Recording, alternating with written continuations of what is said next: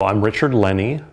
I met my wife, Mary Prager, when we both worked at other wineries. Eventually, we were married. I was still working at another winery, and Prager was doing a little bit of expansion and changing some things and was looking for another person to come give him a hand. And since I was already familiar with the wine business and actually was making port at another winery, it was a good fit. The primary thing that we impact in the vineyard is when we pick the grapes. The vineyard manager's out there taking care of them, making sure they're growing well, producing good quality fruit, and they know how to do that. We trust that. Our decision making is primarily about when those grapes are how we like them.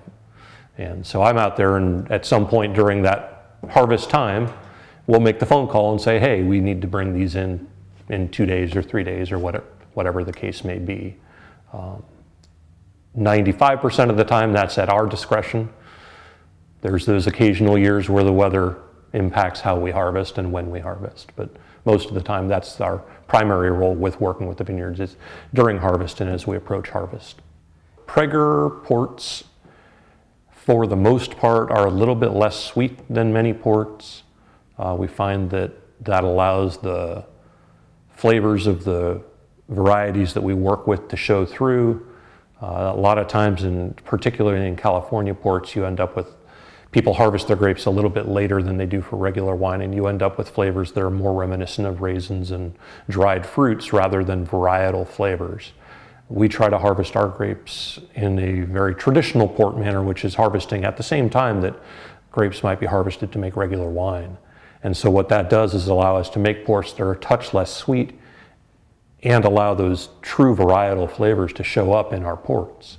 So in the case of the Chardonnay port, there are some things that are identifiable as Chardonnay in the area. You get kind of an apple pear kind of quality to it.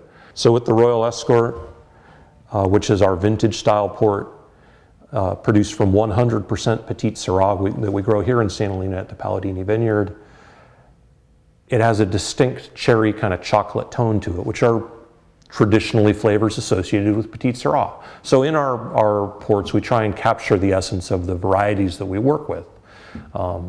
They are a little drier, which makes them more accessible. A lot of people find port too sweet. We get a lot of converts when they come taste our port because our ports are more approachable. They don't have that overwhelming sweetness.